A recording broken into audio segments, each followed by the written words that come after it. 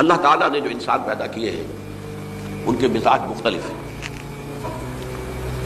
ان میں کچھ لوگ ہوتے ہیں جو قوی ہوتے ہیں ارادے کے، تو فیصلہ کر لیا ڈٹ گئے.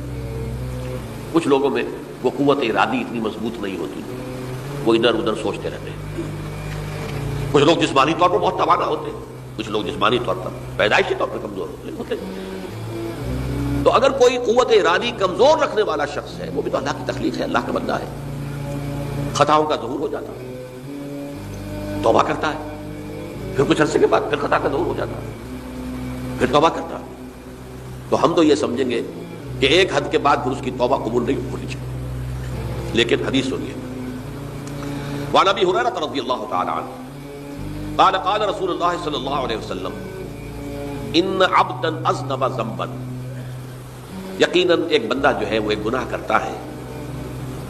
فقال، پھر وہ کہتا ہے رب، اے میرے پروردگار، اذنبت فاغفر لی، مجھ سے گناہ ہو گیا ہے، مجھے معاف فرما دے. فقال ربہ، تو پروردگار یہ کہتا ہے اعلم عبدی ان لہ ربا یغفر الذنب ویأخذ بہ، میرا یہ بندہ یہ جانتا ہے کہ اس کا ایک رب ہے جو گناہ معاف بھی کر سکتا ہے اور سزا دے بھی سکتا ہے.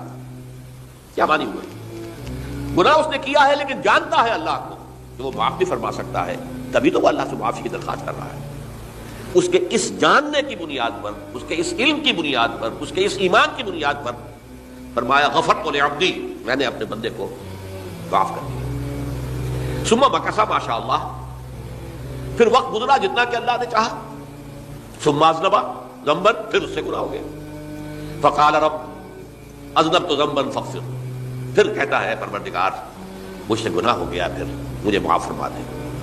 فقال ربہ، اللہ فرماتا ہے عالم عبدی ان لہ ربا یغفر الذنب ویأخذ بہ، میرا بندہ ہے نا جو جانتا ہے کہ اس کا ایک رب ہے، ایمان باللہ اس کے اندر ہے، تبھی تو پکار رہا ہے. اور یہ بھی جانتا ہے کہ وہ گناہ معاف بھی کر سکتا ہے اور چاہے تو پکڑ بھی سکتا ہے، سزا بھی دے سکتا ہے.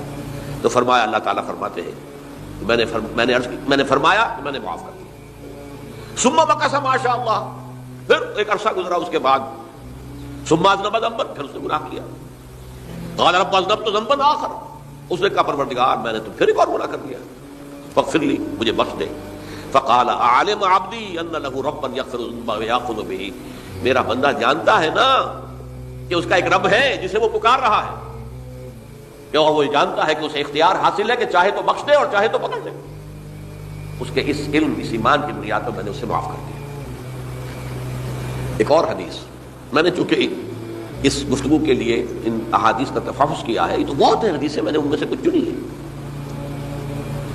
ہمارے بعض واعظ ناصح وہ بھی کسی شخص کو روکتے رہے، برائیوں سے روکتے رہے، نہیں رکتا، تو کہیں غصے میں آ کے اللہ تجھے کبھی معاف نہیں کرے گا. یہ کتنا بڑا جرم ہے، اس کا اندازہ کیجئے اس حدیث سے. تو میرے بندے کو میری رحمت سے مایوس کر رہے ہیں، کتنا بڑا جرم ہے اس کا اندازہ کیجئے. یہ مسلم شریف کی روایت ہے عن جندب، حضرت جندب رضی اللہ تعالی عنہ سے، ان رسول اللہ صلی اللہ علیہ وسلم حدث، کہ اللہ کے رسول صلی اللہ علیہ وسلم نے ایک واقعہ بیان کیا. ان رجلا قال، کہ ایک شخص نے یہ کہا واللہ لا یغفر اللہ لفلان، کہ خدا کی قسم اللہ تعالیٰ فلاں شخص کو کبھی معاف نہیں کرے گا. وان اللہ تعالیٰ قال، اس پر اللہ تعالیٰ نے یہ فرمایا من ذا الذی یتعالی علیہ، یہ کون ہے جو میرے اوپر حکومت کرنے والا آ گیا، جو میری طرف سے حکم لگا رہا کہ میں کبھی معاف نہیں کروں گا. من ذا الذی، کون ہے وہ شخص، الذی یتعالی علیہ انی لا اغفر لفلان، کہ میں فلاں شخص کو کبھی معاف نہیں کروں گا. قد غفرت لفلان، اس کو تو میں نے معاف کر دیا. واحبطت عملہ، اس شخص کے تمام اعمال میں نے ضائع کر دیے کہ تم نے میرے بندے کو مایوس کیا. یہ ہے جرم کی انکار. تو توبہ کی دعوت دیتے رہو، توبہ کے لیے لوگوں کو آمادہ کرتے رہو، توبہ جو ہے اس کے لیے ترغیب دیتے رہو، اللہ تعالیٰ معاف فرمانے والا. اب آخری حدیث سنا رہا ہوں، یہ تو بہت ہی عجیب حدیث ہے اور متفق علیہ، یہ بخاری اور مسلم دونوں میں. حضرت ابو سعید الخدری رضی اللہ تعالی عنہ جو ہے اس کے راوی ہیں. حضور نے فرمایا کانا فی من کانا قبلکم رجل قتل 99 نفسا، تم سے پہلے جو امت تھی بنی اسرائیل، گویا کہ ان کا ذکر ہے، اس میں ایک آدمی ایسا تھا جس نے 99 قتل کیے تھے۔ اب آپ اندازہ کیجئے کتنا بڑا گناہ کبیرہ ہے قتل۔ قرآن مجید میں آتا ہے فکانما قتل الناس جميعا، اگر ایک انسان کو بھی ناحق قتل کر دیا گیا تو یہ ایسی ہے گویا کہ اس نے پوری نوع انسانی کو قتل کر دیا، اس نے 99 قتل کیے۔ فہل لہ من توبۃ، پھر اس کے بعد یہ ہوا کہ اس کے اندر توبہ کا جذبہ پیدا ہوا۔ فسأل عن اعلم اہل الارض، تو اس نے پھر سوال کیا، لوگوں سے پوچھا کہ زمین میں رہنے والوں میں کون سب سے بڑا عالم ہے؟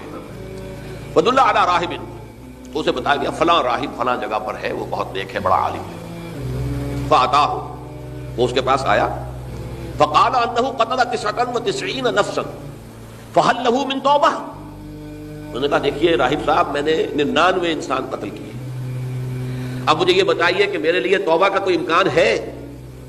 فقال اللہ، اس نے کہا نہیں، فقتلہ، اس نے اس کو بھی قتل کر دیا۔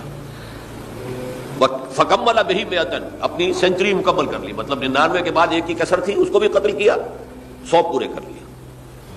ثم سأل عن عالم اہل الارض، پھر اس نے پوچھا کوئی اور کوئی بڑے عالم انسان ہو؟ فدل علی رجل عالم، پھر اس کی رہنمائی کی گئی ایک بڑے عالم شخص کی طرف۔ فقال انہ قتل 100 نفس، تو اس نے وہاں جا کر کہا کہ میں 100 انسان ہلاک کر چکا ہوں، قتل کر چکا ہوں۔ فہل لہ من توبہ، میرے لیے توبہ کا کوئی امکان ہے؟ فقال نعم، کیوں نہیں، 100 قتل کیے تب بھی کیا ہے، توبہ کا راستہ دروازہ کھلا ہوا ہے، معلوم یغرغر، جب تک کہ وہ گھنگرو نہیں بج رہا اس وقت تک تمہارے توبہ کا دروازہ کھلا ہوا ہے۔ پہلے افراد توبہ کریں اور صحیح توبہ کریں۔ صحیح توبہ کیا ہے؟ ہماری زندگیوں میں کوئی حرام شے ہے فوراً نکال باہر، ہماری معاشرت میں اور اس معاشرے میں رہتے ہوئے جو قانون ہے جس کے ہم پابند ہیں، ہم کسی زانی کو رجم نہیں کر سکتے، ناممکن ہے، یہ تو قانون ہی بنے گا تب ہوگا۔ ہم کسی چور کا ہاتھ نہیں کاٹ سکتے، تو قانون بنے گا تو ہوگا۔ تو ہم جن چیزوں پر عمل نہیں کر سکتے قانوناً، ان کے علاوہ باقی پوری شریعت جس پر عمل کیا جا سکتا اس پر عمل پیرا ہوتا ہے۔ سود میں بند نہیں کر سکتا، بینکوں کو میں آگ نہیں لگا سکتا، اور بینکوں کو آگ لگا دیں گے تبھی سود تو ختم نہیں ہوگا، لیکن یہ تو کر سکتا ہوں نا کہ براہ راست سود میں ملوث نہ ہوں، سود پر قرضہ لے کر اپنا کاروبار نہ چمکاؤں، نہ بڑھاؤں، سود پر قرضہ لے کر اپنے مکان نہ اونچا کروں، یہ تو کر سکتا ہوں۔ تو کم سے کم جو ڈائریکٹ کسی نے قانون نہیں بنایا کہ لازم ہے آپ پر کہ آپ سودی قرضہ لیں اور اپنی بلڈنگ عالی شان بنا لیں، کسی نے نہیں کی۔ یہ اگر کر رہے ہیں تو آپ مجرم ہیں۔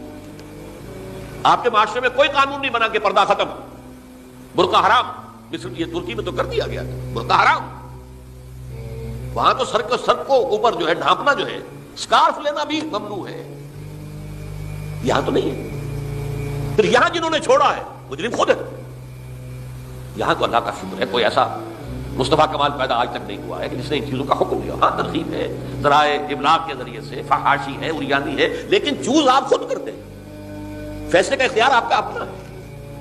تو جن چیزوں کے اندر بھی گناہ سے بچنے کا امکان ہے اس کو عملاً ترک کیا جائے، اور نمبر 2 عزم مصمم کر لیا جائے کہ اللہ اب بقیہ زندگی جتنی بھی ہے اس میں اپنی توانائیاں، اپنی قوتیں، اپنی صلاحیتیں صرف کروں گا تیرے دین کی تبلیغ اور تیرے دین کے قائم کرنے کی جدوجہد۔ عزم مصمم، یہ سلطنت خدا داد پاکستان، اور اللہ ہے خاصان رسول، وقت دعا ہے، امت میں تیری آ کیا جب وقت پڑا ہے۔